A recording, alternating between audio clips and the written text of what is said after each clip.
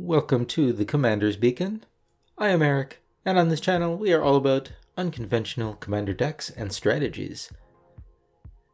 And another pre-release preview season is now behind us, so we've got lots of powerful new cards from Innistrad Crimson Vow that are just looking to be built into new, powerful commander decks. Like Odric, Bloodcursed.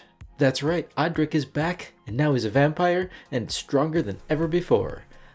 Odric is a 3/3 vampire soldier that costs... okay, I can't do this. Odric sucks, we all know it. We are not building around Odric today. So instead, let's talk about Geralf, Visionary Stitcher. Now Geralf is also back, and he's not a vampire, and I wouldn't even say he's stronger than ever before, but he is decently strong at the very least. Geralf is a 1/4 human wizard that costs 2 and a blue. He has zombies you control have flying, and you can pay a blue and tap Geralf and sacrifice another non-token creature to create an XX blue zombie creature token where X is the sacrificed creature's toughness. So this is pretty interesting. Geralf is a mono-blue zombies and toughness matters commander, and there are several ways that you can build around Geralf. First, you could attempt mono-blue zombie tribal, but in my opinion most mono-blue zombies are mediocre at best. Or they just don't do anything that Geralf cares about, like milling our opponents. And some of them even have flying to begin with, so Geralf doesn't do a whole lot for them. So I'm not sure that mono blue zombies is where you really want to go with this deck. Now you could also focus on Geralf's toughness matter clause to make the biggest zombie tokens possible. The easiest way to do this is with defender creatures, or just creatures with high toughness. These creatures often have a very high toughness relative to the amount of mana that you'll spend to cast them, letting you get big zombie tokens for relatively little investment. But I'm hesitant about this strategy for two reasons. First, if your opponents manage to deal with Geralf, then suddenly all of your walls do nothing, and it's going to be hard to win that game. I'm really reluctant to build a strategy that places so much importance on the commander that the deck literally doesn't function without it. And even with the few creatures that are good on their own, like Cherix the Raging Isle, is it really worth it to trade Cherix for a big flying zombie token? Maybe sometimes, but tokens are going to be more vulnerable to things like bounce than your non-token creatures would, and it'd be a shame to waste Cherix over something like that. But if we don't do mono-blue defenders or zombies, what can we do with Geralf? Well, I decided to do what any reasonable person would do when building a mono-blue commander deck without an obvious strategy. I built an artifacts deck. There are lots of artifact creatures that have high toughness relative to their casting costs. And more importantly, there are lots of ways to recur artifacts from your graveyard so that you can sacrifice your creatures to make zombie tokens and then recur them and do it all over again. This way you're recovering the resources that Geralf is using to make those zombie tokens, so you won't feel as bad about sacrificing your creatures. And of course, if you're focusing on artifacts, then you'll have access to plenty of other synergies as well. So we're going to dirtle around with artifacts in this deck, kind of like Emery would, except that while we're dirtling around, we're also building up an army of big flying tokens that can help us finish games. So let's talk about the contents of this Geralf artifacts deck, starting with the sacrifice fodder creatures.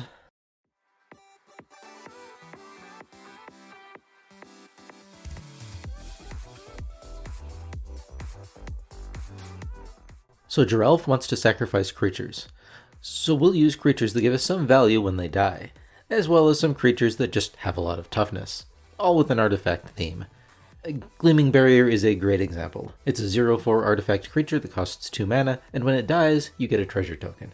So when you sacrifice this to Geralf, you get that treasure and a 4/4 flyer.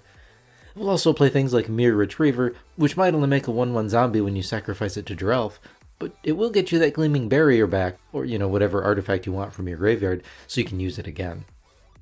Scrap Trawler and Workshop Assistant, they do the same. They're only going to give us small tokens when we sacrifice them to Geralf, but when we do sacrifice them, we can recur our other artifact creatures to use them over again. Now what about Corridor Monitor? This is a 2 mana 1/4 artifact creature, and when it enters the battlefield you get to untap another artifact or creature. You could untap Geralf, and then with that untap trigger on the stack, sacrifice Corridor Monitor to Geralf to make a 4/4 zombie, and then Geralf will untap and be ready to sacrifice another creature. I also like Crashing Drawbridge. It's a 0/4 defender, again it only costs 2 mana, and you can tap it to give your creatures haste until end of turn. So this lets you use Geralf on the turn that you cast it. Or again, you can just turn it into a 4/4, whatever you want. Now it's not a creature, but I will also run 1000-Year Elixir. This lets you activate Geralf the turn you cast it, and you can even pay 1 and tap the Elixir to untap target creature, so you can use Geralf to sacrifice an additional creature each turn. We'll play Spellskite, another 2 mana 0/4. It can redirect any spell to itself to protect your other creatures or artifacts, or again, turn it into a 4/4. Crenellated Wall is probably the closest that we'll get to playing with useless defenders. It's another 0/4 defender, it costs 4 mana, but you can tap it to give target creature +0/+4 until end of turn. Now this will ensure that whatever you sacrifice to Geralf will produce an enormous zombie token. And if you don't have any other creatures to sacrifice, fine, just have the wall buff up its own toughness and sacrifice it and you'll get an 8/8 zombie token. Now Ensouled Scimitar might not be a creature, but actually it is. It's a 3 mana equipment that gives the equipped creature +1/+5, and it equips for only 2. So this is another great way to boost the toughness of anything that we're going to sacrifice to Geralf so that we can make absolutely massive zombies. But you can also pay 3 to turn the Ensouled Scimitar into a 1/5 flying artifact creature until end of turn, so you can sacrifice it to Geralf too if you really need to. Now as long as we're buffing our creature's toughness to make massive zombies, I need to mention Nuddle Cyst. And this is another equipment, and this one does not turn itself into a creature, but it does give the equipped creature +1/+1 for each artifact and or enchantment you control, and it costs only 2 to equip. By the way, there are 45 artifacts in this deck, so Nuddle Cyst will make something very, very large. Now, Dermotaxi is a fun one. This is actually a vehicle, and as it enters the battlefield, you exile a creature card from a graveyard, any graveyard, and then you can tap 2 creatures you control to turn Dermotaxi into a copy of that exiled creature until the end of the turn. So a little disclaimer here first, Dermotaxi can be a bit unreliable because it depends on what's in everyone's graveyard, and we're not playing mill effects in this deck. And you need to have 2 untapped creatures to activate it, and Geralf probably won't be one of them, since you generally want to tap Geralf to sacrifice something.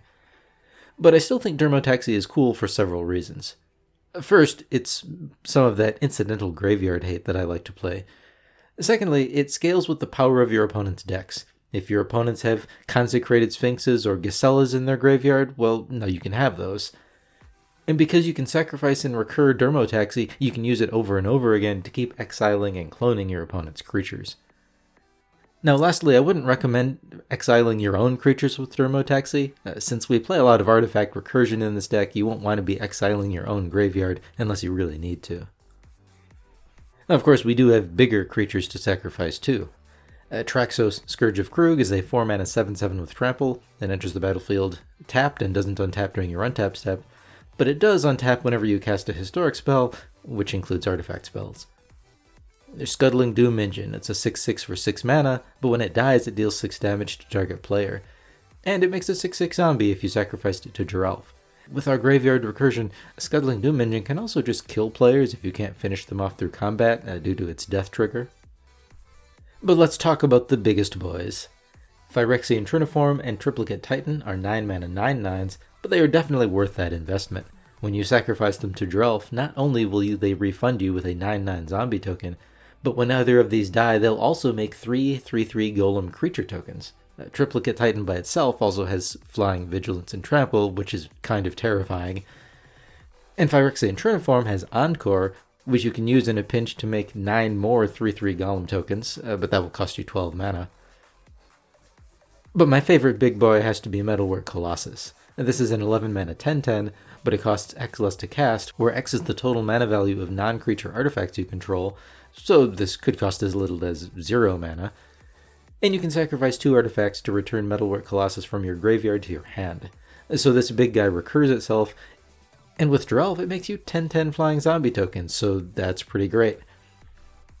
Now we'll also run Trinket Mage, Tribute Mage, and Treasure Mage. These might not be artifact creatures, but they will help us tutor for specifically costed artifacts out of our deck when they enter the battlefield, like Skull Clamp, or Endless Atlas, or Metalwork Colossus. And then Geralf can just sacrifice them away to make more zombies, like their lives don't matter at all. What a jerk. So that's most of our creatures that Geralf can turn into tokens. We do have a few more notable creatures in the deck, but we'll talk about them later. Now let's move on to our other artifact synergies, namely our alternative sacrifice outlets, our recursion, and our animation spells.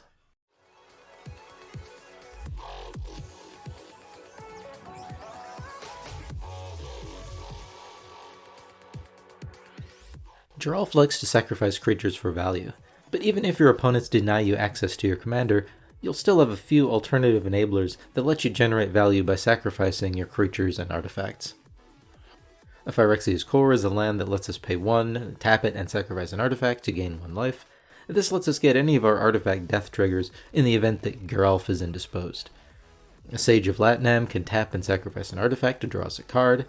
And of course we'll use Trading Post, the original artifact planeswalker that is both sacrifice outlet and recursion, and token generator, and life gain.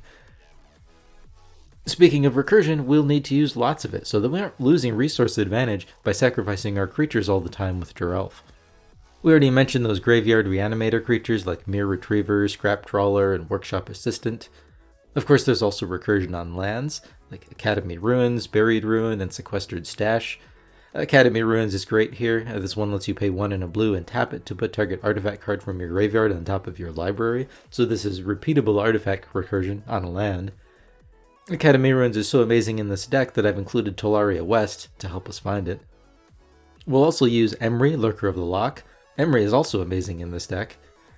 She's a 1/2 merfolk that can tap to let you choose an artifact card in your graveyard, and you can cast that card this turn. Emry is stupid value if your opponents let her live. And like I said, this deck is basically an Emry deck with less reliable access to Emry, but with a lot more zombies. Scarecrow is also pretty amazing. This is a 3-mana 1/2 artifact creature that lets you pay 4 and tap it to return target artifact creature card from your graveyard to the battlefield. So it's kind of like Emry on steroids.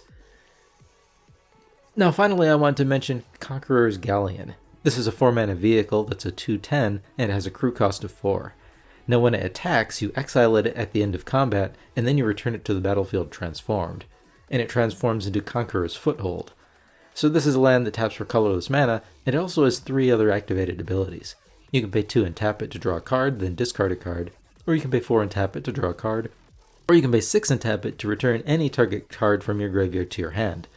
So this is technically repeatable recursion that costs 6 mana each time, and you have to transform the card first. But if you don't want to go through all that work, you can just crew the Conqueror's Galleon, then sacrifice it to Geralf to make a 10/10 zombie, and that's just fine too. Now besides sacrifice and recursion effects, we'll also use effects that let us animate our non-creature artifacts, or turn them into artifact creatures. Then we can sacrifice those to Geralf too to make even more zombies. The Black Staff of Waterdeep is a 1-mana artifact that lets you pay 1 and a blue and tap it to turn another non-token artifact you control into a 4/4 artifact creature for as long as the Black Staff remains tapped. You can only activate this anytime you could cast a sorcery, and you can choose not to untap the Black Staff of Waterdeep during your upkeep. So again, this lets you turn any of your non-creature utility artifacts into creatures, like Trading Post for example, so that you can sacrifice those to Geralf as well. Toymaker is a 2/2 artifact creature that lets you pay 1 and discard a card and tap it to turn a non-creature artifact into an artifact creature with power and toughness equal to its mana value until end of turn. Karn the Great Creator is a planeswalker that does the same thing. Its +1 ability lets you turn any target non-creature artifact into an artifact creature until your next turn. Oh, it also has a static ability that prevents your opponents from activating abilities of artifacts they control. Ouch. But my favorite animator has to be Karn Silver Golem. Karn is a little bit pricey at 5 mana and over $40, but Karn is really awesome in this deck. It's a 4/4 artifact creature that lets you pay 1 to have target non-creature artifact become an artifact creature with power and toughness equal to its mana value until end of turn. But Karn also has, when Karn blocks or becomes blocked, it gets -4/+4 until end of turn, so it'll be a 0/8. And this means that Karn is great at animating your non-creature artifacts to sacrifice for more zombies, but it's also a great target to be sacrificed itself as long as it blocks or becomes blocked first. Now these last 3 cards, Toymaker, Karn the Great Creator, and Karn Silver Golem, I want to point out that these can turn any non-creature artifact into an artifact creature, including artifacts controlled by your opponents. So something like Karn Silver Golem could be used at instant speed in response to a board wipe to turn all of your opponent's mana rocks and other value artifacts into creatures, causing them to die to any board wipe that hits creatures. So I like this added bit of utility in these cards. It's of course not always useful, but it's a nice bonus. Now with all of these animating effects, we will play some non-creature artifacts that just like to go to the graveyard. Ichor Wellspring lets you draw a card when it enters the battlefield, or when it goes to the graveyard from the battlefield. Mycosynth Wellspring does the same, except you're instead searching your library for a basic land to go into your hand when it enters the battlefield or goes to the graveyard. So these are great artifacts to animate and then sacrifice with Geralf.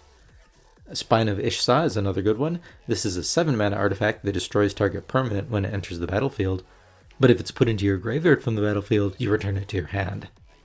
So Spine of Ishsa costs a lot of mana, but Geralf can turn it into a 7/7 zombie if you can animate it first, and then you get it back to your hand to use it all over again after you sacrifice it. So those are some of our artifact synergies that'll keep the deck going, whether we have access to Geralf or not. Now let's talk about some of the other synergistic pieces of ramp, card draw, and removal that I've chosen to include in this deck.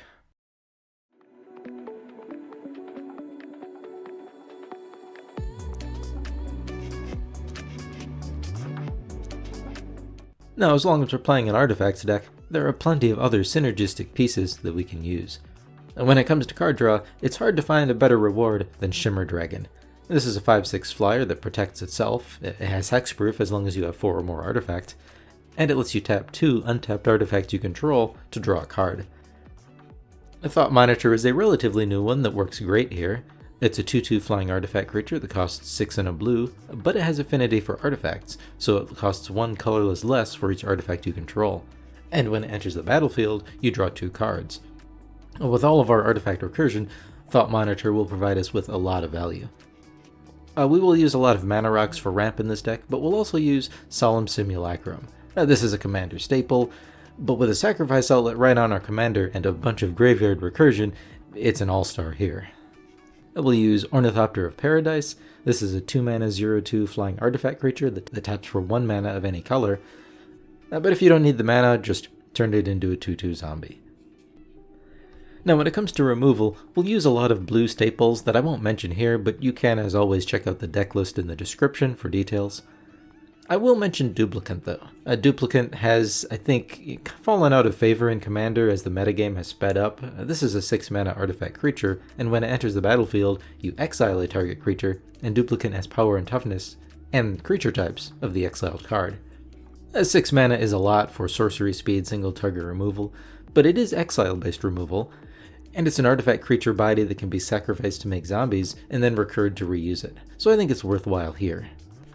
And of course we'll use artifact-based board wipes, like Nevinrol's Disc and Oblivion Stone, both because blue lacks access to strong board wipes outside of Cyclonic Rift, and because these artifacts are recurable.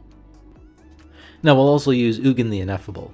This is a 6-mana 4 loyalty planeswalker with a +1 that makes a token creature that will eventually turn into card draw. That's fine, but it's not why Ugin is in the deck. Ugin also has a -3 that destroys a target permanent that's 1 or more colors, so this is decent removal. But Ugin also has a static ability that makes all of your colorless spells cost 2 less to cast. So again, we've got a ton of artifacts in this deck, and with all of our graveyard recursion, we will be casting them over and over again, so Ugin will save us a bunch of mana.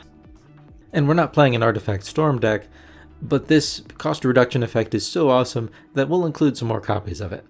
Ethereum Sculptor and Foundry Inspector are both artifact creatures that reduce the cost of your artifact spells by 1. And of course we'll play Forsaken Monument. This sort of reduces the cost of your spells by ramping you instead. And this is an amazing 5-mana artifact that's sort of the artifact deck Great Henge. It gives all of your colorless creatures +2/+2. It has whenever you tap a permanent for colorless mana, you add an additional colorless mana, and it has whenever you cast a colorless spell, you gain 2 life. This card is amazing in any artifact deck, so I don't think it really needs any further justification here. And that is most of the deck. Now let's go over the deck stats and cost.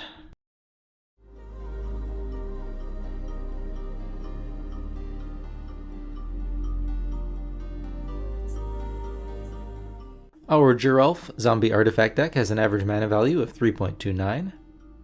This deck has a total of 45 artifacts, because again, we're playing mono blue artifacts. We have 30 creatures, not counting the commander. Of those, 24 are artifact creatures, which we will be able to recur from the graveyard to reuse fairly readily. We have 10 cards that let us recur our artifacts from the graveyard, and almost all of these will only recur artifacts, so just keep in mind that if any of your sorceries or instants or non-artifact creatures go to the graveyard, you probably won't be getting those back. And although they're sub-themes of the deck, we do have a few cards that let us sacrifice our artifacts for value, outside of Geralf of course. We have 4 such cards, and we have 4 cards that let us animate our non-creature artifacts to turn them into artifact creatures. We are running 10 pieces of card draw and 9 pieces of mana ramp in this deck. And finally we've got 9 pieces of single target removal and 3.5 board wipes. I decided to count Blast Zone as half of a board wipe because it isn't really single target removal, but it's definitely not a full board wipe either. At the time of this recording, this deck has a value of $176.37 on tcgplayer.com. There are certainly some cards you could add to power up the deck if you wanted to, like Darksteel Forge, which is indestructible and makes all of your other artifacts indestructible, and it costs 9 mana, so if you manage to animate it, you can make a 9/9 zombie. There's plenty of other artifact tutors that you could run in your deck, like Whir of Invention or Fabricate. I chose not to include these just because I find that tutors make a deck a little too consistent and play kind of the same way, every game, but definitely, if you want to power up the deck, these are good things to add.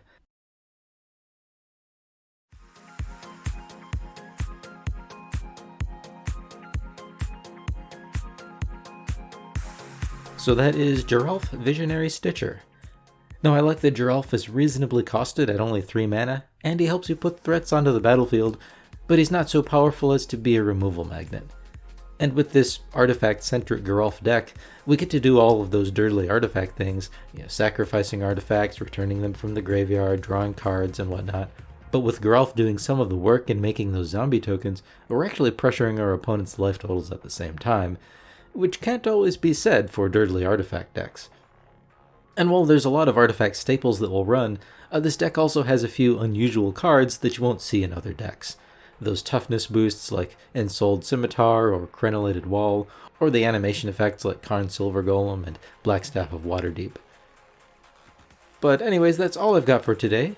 Check back soon as I'm working on additional content from Innistrad Crimson Vow.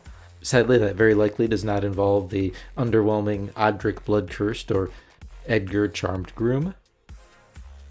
But as always, thank you for watching, and we'll see you next time.